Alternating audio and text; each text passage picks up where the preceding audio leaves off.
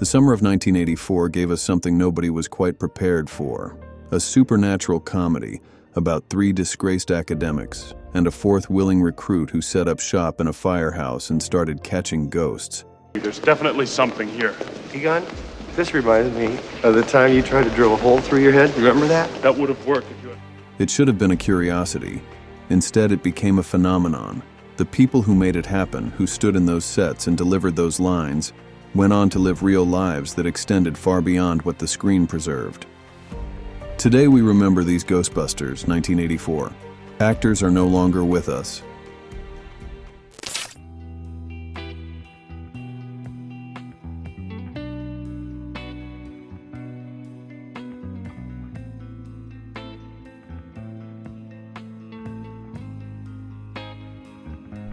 Everything I've done has been so different and such a stretch for me, and it can only get better. The film opens before the title card even appears. A young woman sits across a table from Peter Venkman, cards being shuffled, an ESP test in progress, except that Venkman is cheating shamelessly, telling her she's right no matter what she answers. Jennifer Runyon played that student, and in those few minutes she manages to be warm, a little charmed, and entirely believable. It is a small part, but it sets the film's tone as neatly as anything that follows. Born in Chicago on April 1st, 1960, Runyon grew up moving frequently. Her father, Jim Runyon, was a radio disc jockey whose career kept the family circulating through Chicago, Cleveland, and Boston. She found her way to acting naturally, spending 2 years on the soap opera Another World, before 1984 opened several doors at once. That year brought Ghostbusters, Up the Creek, and the lead role of Gwendolyn Pierce in the CBS sitcom Charles in Charge. Later in the decade, she played Cindy Brady in the television film A Very Brady Christmas and appeared in Quantum Leap and Murder, she wrote, among others. She stepped back from the industry in the early 1990s after marrying Todd Corman and rebuilt her life around her family and, for a time, working with at-risk teenagers through an educational center in California. Her daughter, Bailey, followed her into acting. She died on March 6, 2026, with her husband and children at her side, after a 6-month battle with cancer. She was 65. Her daughter's tribute was direct and simple. All of the best parts of me came from you.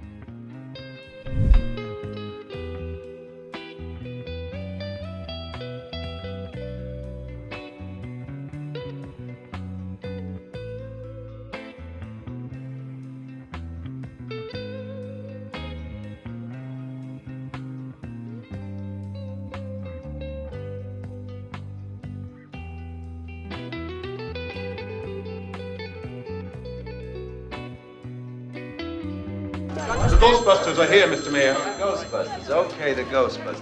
His role in Ghostbusters was small: the mayor's aide, a few scenes, a face in the background of the film's political machinery.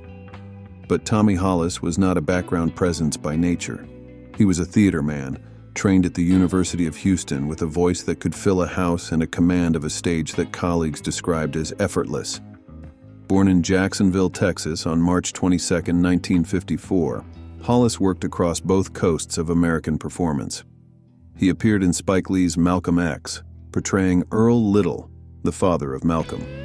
On Broadway, he was part of the original cast of Ragtime and appeared in August Wilson's The Piano Lesson, a production that earned him a Theatre World Award and placed him among a generation of serious stage actors who brought Wilson's work to life for the first time.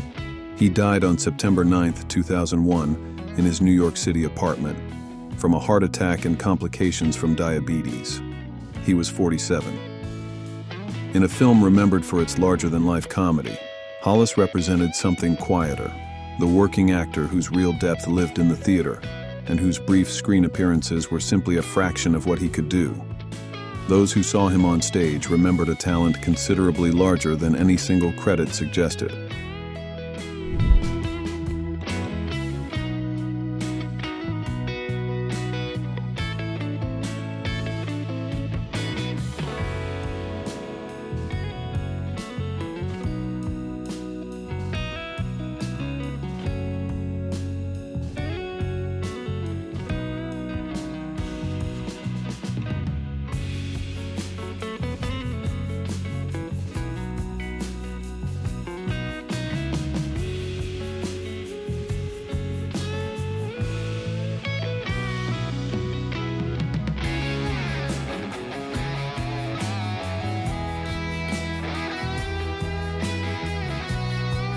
The dream sequence in Ghostbusters is only a few seconds long.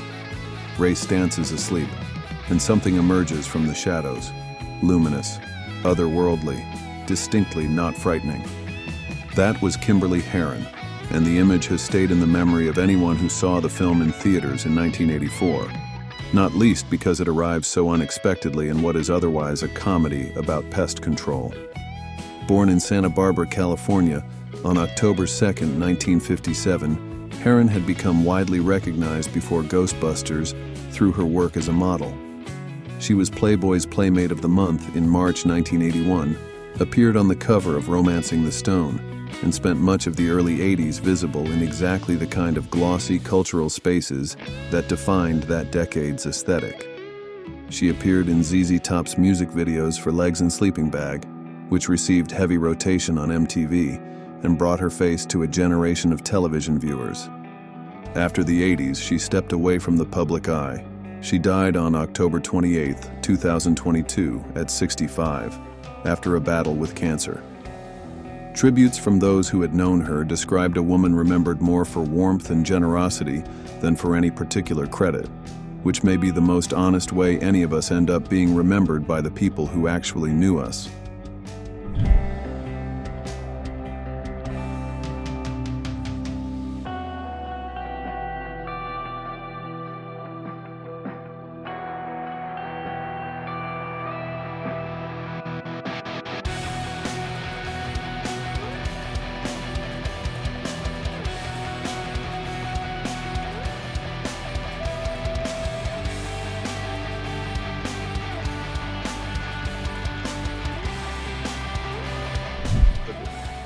They can help you out with mechanical effects, like whenever we see a big apparition in the film, they're also blasting us with compressed air. Egon Spengler was the one who carried the scientific weight of the operation, the one who measured things, warned against crossing the streams, and delivered his lines with a studied blankness that somehow made everything funnier. Well, let's say this Twinkie represents the normal amount of psychokinetic energy in the New York area. Harold Ramis played him, and he was so comfortable in the role that it was easy to overlook how much of the film he had already built before the cameras rolled. Born in Chicago on November 21, 1944, Ramis began his comedy career at Second City before moving into film writing in the late 70s. He co-wrote Animal House in 1978, Stripes in 1981, and then Ghostbusters in 1984. 3 films that collectively shaped what American comedy looked like for a decade. As a director, he made Caddyshack and Groundhog Day, the latter of which has been studied and discussed for 30 years as something close to a philosophical object, as well as a comedy.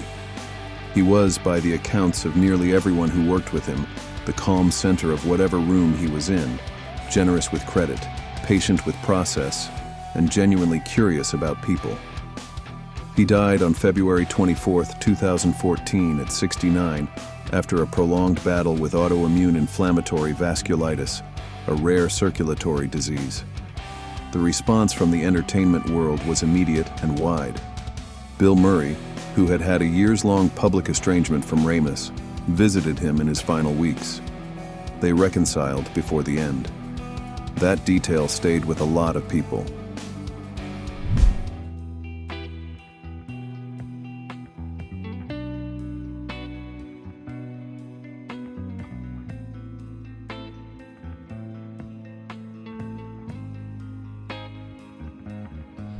I read it. It was pretty fantastical, but I thought there was this wonderful central idea to it, which is that there was a group of people who functioned much like firemen, whose job was to, rid their environment of ghosts. The idea of Ghostbusters, 3 scientists catching supernatural entities and charging for it, could have been anything in the wrong hands. It could have been broad or cold, or simply weird in a way that didn't quite connect. What made it work beyond the performances and the script was the hand behind the camera. A director who understood that the film's comedy depended entirely on the characters treating the premise with complete sincerity. Ivan Reitman was born in Czechoslovakia on October 27, 1946, and came to Canada as a child. His early career was built in Canadian theater and television before he moved into film producing and directing. Meatballs in 1979 and Stripes in 1981 established him as someone who knew how to balance irreverence with genuine affection for his characters. Ghostbusters in 1984 was the full expression of that sensibility. He followed it with Twins, Kindergarten Cop, and Junior, a run of comedies through the late 80s and early 90s that consistently found large audiences. His son Jason Reitman later directed Ghostbusters: Afterlife, a continuation of the franchise that became, in part, a tribute to his father's original. I think the use of improv not only adds more comedy to it, it adds a kind of spontaneous quality that I think. Ivan Reitman died in his sleep on February 12, 2022, at 75. His family found him peacefully at his home in Montecito, California. No cause was immediately specified.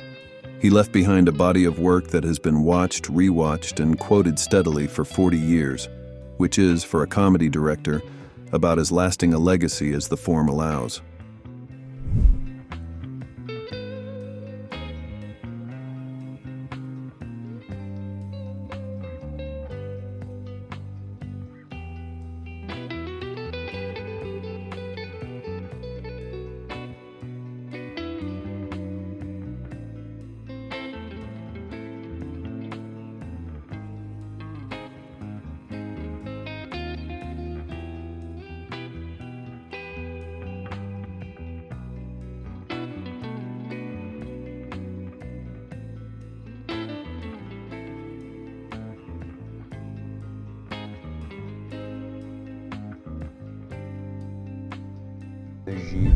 Woke up this morning, good mood, nothing I could do about it. Mayor Lenny Klotch has one of the better arcs in Ghostbusters.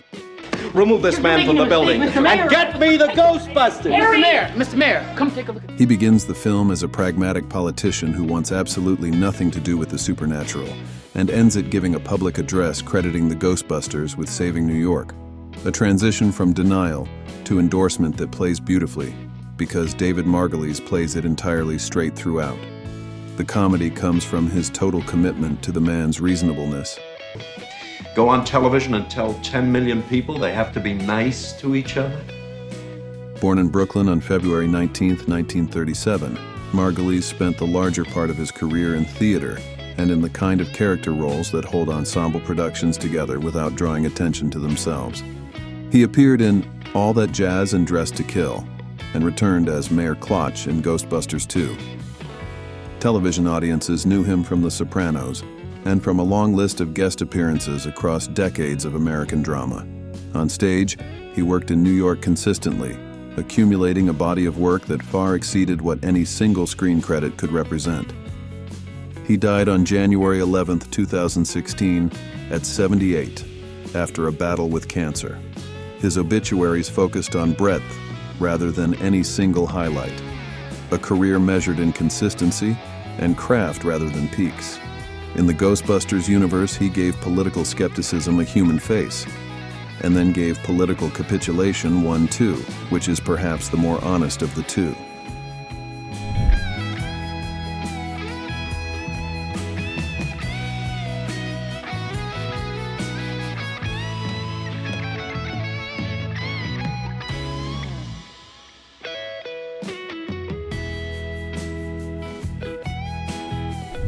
All across the country, the Ghostbusters are at it again.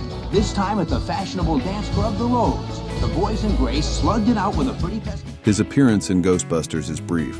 A radio cameo, his own voice. He stayed on to dance the night away with some of the lovely ladies who witnessed the disturbance. This is Casey Kasem. Now, on with the countdown. A moment of real-world texture dropped into a supernatural comedy. If you blink during the right scene, you'll miss it entirely. But Casey Kasem was not someone whose presence required a long screen credit to register. The voice was enough. Born on April 27, 1932 in Detroit to Lebanese immigrant parents, Kasem built one of the most recognized careers in American broadcasting. He launched American Top 40 in 1970 and hosted it in various formats and on various networks for more than 4 decades. Week after week, he counted down the charts, connected hits to their backstories, and signed off with a phrase, "Keep your feet on the ground and keep reaching for the stars," that became genuinely embedded in the culture.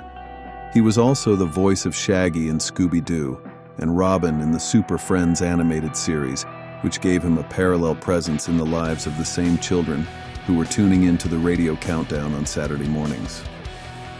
In his later years, he was diagnosed with Lewy body dementia, and his final period was marked by a painful public dispute among members of his family over his care. He died on June 15, 2014 at 82. The legal complications of his last months were covered widely, but what people remembered when they heard the news was the voice, steady, warm, and for decades, a reliable fixture of American weekends.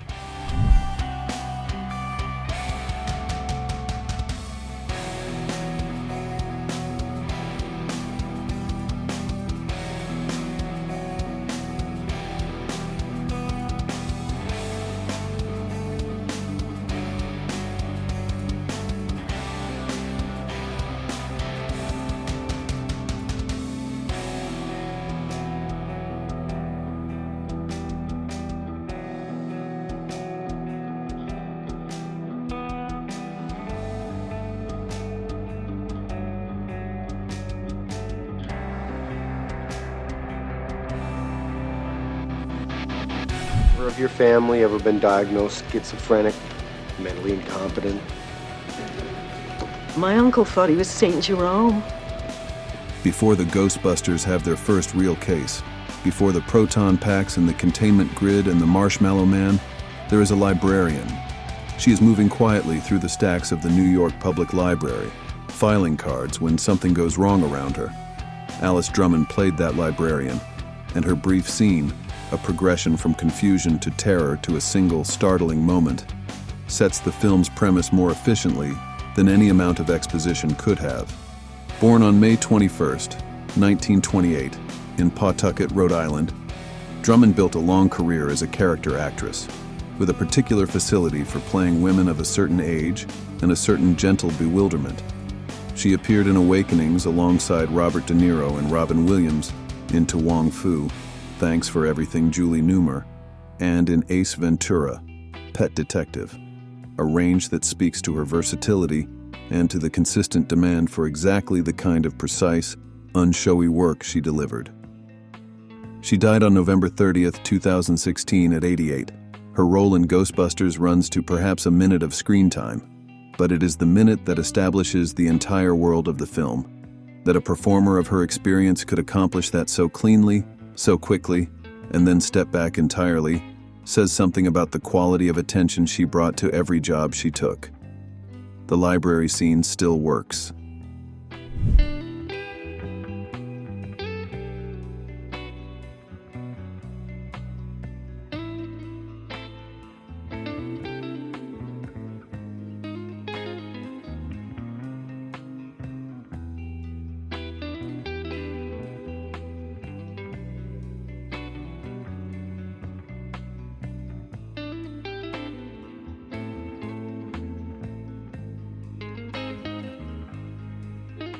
Ghostbusters was in theaters for one summer, but it has never really left. The people behind it, in front of the camera and behind it, lived out the decades that followed in ways the film couldn't have predicted, long careers and short ones, illnesses faced with or without public knowledge, lives built quietly away from the industry, lives defined by the work right up to the end. What they share is a place in something that genuinely connected with people, the firehouse, the proton packs, the green ghost in the hotel corridor, the librarian in the stacks. Those images have traveled intact through 40 years and 2 generations. The people who created them are worth remembering by name. If one of these stories stayed with you, a performance you didn't know the story behind, a name you recognized from something else, let us know in the comments. And if you want to keep exploring the lives behind familiar films, subscribing is the easiest way to stay with us.